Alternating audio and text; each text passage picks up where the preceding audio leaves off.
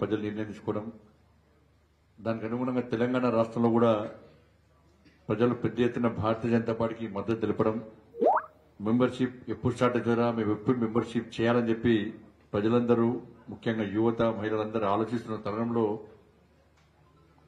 మొన్న ఎన్నికల సందర్భం కూడా చాలా ప్రాంతాల్లో మేము భారతీయ జనతా పార్టీ మెంబర్షిప్ తీసుకోవాలనుకుంటున్నామని చెప్పి చాలా మంది కోరడం, కాబట్టి దానికి అనుగుణంగా ఈరోజు మెంబర్షిప్ అభియాన్ ప్రారంభమైంది. తెలంగాణ రాష్ట్రంలోని ప్రజలు అందరూ కూడా భారతీయ జనతా పార్టీలో చేరి భారతీయ జనతా పార్టీకి మద్దతు తెలపాల్సిందిగా అందరికీ విజ్ఞప్తి చేస్తా ఉన్నాను. రోజు ఇన్ని రోజులుగా గత 10 సంవత్సరాల నుంచి కూడా 5-6 సంవత్సరాల నుంచి కూడా కాంగ్రెస్, బీఆర్ఎస్ రెండు కూడా దొంగ నాటకాలు ఆడుతూ ప్రజల లోపల అయోమయం సృష్టించే ప్రయత్నం చేస్తున్న విషయం వాస్తవం. ఎన్నికలు వస్తున్నాయంటే బీఆర్ఎస్, బీజేపీ ఒకటి అని, ఇటు బీఆర్ఎస్ అటు ఆ కాంగ్రెస్ కూడా తప్పుడు ప్రచారాలు చేసే ప్రయత్నం చేస్తున్నారు. ఇప్పుడు కాంగ్రెస్, బీజేపీ ఒకటి అని బీఆర్ఎస్ పార్టీ వాళ్ళు ఇట్లా అనేక రకాలుగా తప్పుడు ప్రచారం చేస్తున్న సందర్భంలో ఈరోజు తెలంగాణ సమాజానికి ఫుల్ క్లారిటీ వచ్చేసింది. బీఆర్ఎస్ కాంగ్రెస్ లో విలీనం కాబోతుందన్న విషయం ఈ రోజుతో పూర్తిగా స్పష్టత వచ్చేసింది. ఇది వాస్తవ రూపం దాల్చబోతున్నది కూడా. ఎందుకంటే నిన్న కూడా చెప్పిన నేను, కాంగ్రెస్ పార్టీ రాజ్యసభ అభ్యర్థిగా పోటీ చేస్తున్న వ్యక్తి, కాంగ్రెస్ పార్టీ రాజ్యసభ అభ్యర్థిగా తెలంగాణ రాష్ట్రం నుంచి నిర్ణయించిన వ్యక్తి, కేసీఆర్ ముద్దుల కూతురైనటువంటి కవిత గారు వారి యొక్క బెయిల్ కోసం తీవ్ర ప్రయత్నాలు చేసినటువంటి వ్యక్తి. సరే, అడ్వకేట్ కదా చేయొచ్చు అంటే ఇది ప్రత్యేకమైన కేసు. కాంగ్రెస్ పార్టీ మొదటి కూడా విమర్శిస్తున్నారు భారతీయ జనతా పార్టీని.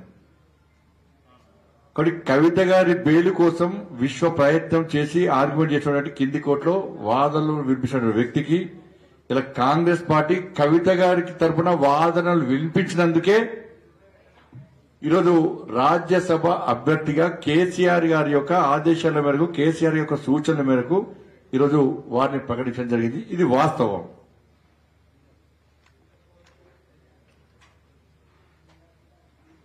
కాబట్టి దీన్ని తెలంగాణ సమాజం గమనించాలి. ఈరోజు నామినేషన్ చివరి రోజు. ఈరోజు బీఆర్ఎస్ పార్టీ ఎందుకు నామినేషన్ దాఖలు చేయలేదు? 39 మంది శాసనసభ్యులు మీకున్నారు. కొంతమంది వెళ్ళిపోయారు కావచ్చు, విప్పిస్తున్నారు తెలుసు, వాళ్ళు కూడా ఓటింగ్ రావాల్సిందే. 39 మంది శాసనసభ్యుల బీఆర్ఎస్ పార్టీ రాజ్యసభకు ఎందుకు పోటీ చేయలేకపోయింది? ఎవరి కోసం పోటీ చేయలేకపోయిందో చెప్పాలి. మాకు కేవలం 8 మంది ఉన్నట్టు మేము చేయలేకపోయాం. 39 మంది ఉంటే పక్క మేము చేసేవాళ్ళం. మేము అరే గెలిచోళ్ళు కాంగ్రెస్ పార్టీ క్రాస్ ఓటింగ్ అవుతుండే. ఎందుకంటే దాదాపు 10 మంది పోయి కేసీఆర్ కలిసింది వాస్తవం, ఫామ్ హౌస్ పోయి కాంగ్రెస్ వాళ్ళు. ఇప్పుడు కాంగ్రెస్ వాళ్ళు ఎమ్మెల్యేలు అందరూ కూడా కాంగ్రెస్ లీడర్లు కలుస్తున్నారు, ఢిల్లీ పోతున్నారు, పోయి కేసీఆర్ కలుస్తున్నారు మంత్రి పదవుల కోసం. ఎందుకంటే కేసీఆర్ చెప్పింది నడుస్తున్నారు ఢిల్లీలో. కేసీఆర్ ఏ ముట్ట చెప్పినా ముట్ట చెప్పిన కేసీఆర్ ఆడింది ఆట, పాడిందే పాట కాంగ్రెస్ పార్టీలో. కాబట్టి కవిత గారి తరఫున బెయిల్ కోసం వాదించిన వ్యక్తిని ఇద్దరు కలిసి నిర్ణయించిన అభ్యర్థి. ఆయన ఇద్దరు కలిసి నిర్ణయం తీసుకున్న అభ్యర్థి కాబట్టి ఇవాళ బీఆర్ఎస్ పార్టీ ఇలా నామినేషన్ దాఖలు చేయకుండా కాంగ్రెస్ పార్టీకి పరోక్షంగా మద్దతు ఇచ్చింది. ఇప్పుడు చెప్పాలి, బీఆర్ఎస్ పార్టీ కాంగ్రెస్ లో విలీనమవుతుందా, బీజేపీలో విలీనమవుతుందా? ఇలా ఎట్టి బస్సులో అతి త్వరలోనే బీఆర్ఎస్ పార్టీ కాంగ్రెస్ పార్టీలో విలీనం కావడం తథ్యం.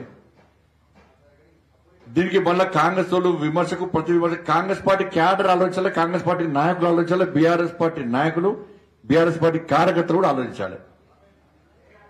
ఢిల్లీలో ఒప్పందం జరిగింది. ఇది ప్లాన్ ప్రకారం ఇలా భారతీయ జనతా పార్టీని బదనాం చేయడానికి రెండు పార్టీలు కలిసి కుట్రలు చేస్తున్నాయి. ఇవాళ మళ్ళా స్పష్టం చేస్తున్నా, కాంగ్రెస్ పార్టీ ప్రకటించిన రాజ్యసభ అభ్యర్థి బీఆర్ఎస్ పార్టీ, కాంగ్రెస్ పార్టీ ఉమ్మడి అభ్యర్థి. అందుకే బీఆర్ఎస్ పార్టీ 39 మంది శాసనసభ్యులు ఉన్నప్పుడు కూడా నామినేషన్ దాఖలు చేయలేదు.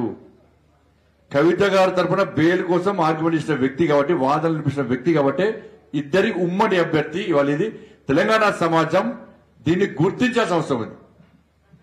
ఇన్ని రోజులు టైం పాస్ పాలిటిక్స్ చేశారు. 6 గ్యారెంటీల మీద ప్రజల దృష్టి మళ్లించడానికి ఇద్దరు కలిసి డ్రామాలు చేశారు వాళ్ళు. మరి బీఆర్ఎస్ పార్టీ బీజేపీ ఎప్పుడు ఒకటి కాదు. ఎందుకంటే ఇది కుటుంబ party, Congress party, BRS party కుటుంబ పార్టీ. ఇది అవినీతి party Congress party, BRS party కూడా అవినీతి పార్టీ. ఇద్దరి మధ్య సయోధ్య కుదిరింది, మాట ముచ్చట అయిపోయింది, కళ్యాణం మాత్రమే బాకీ ఉంది. ఇవాళ ఈ 2 పార్టీలు ఒకటే దీన్ని గుర్తించాల్సిన అవసరం ఉంది. కాబట్టి ఇప్పటి నుంచి కాంగ్రెస్ పార్టీ వాళ్ళు బీఆర్ఎస్ బీజేపీలో విలీనం అవుతుందని మాట్లాడే అర్హత మీకు లేదు. అటు తప్పుడు ప్రచారం చేసేటువంటి అర్హత మీకు లేదు.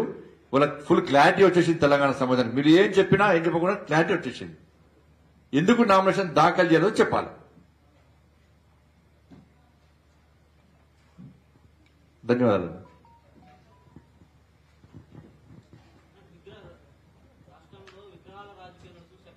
నేను మళ్ళీ చెప్తున్నా, అంటే విగ్రహాల దందా బంద్ చేయాలి.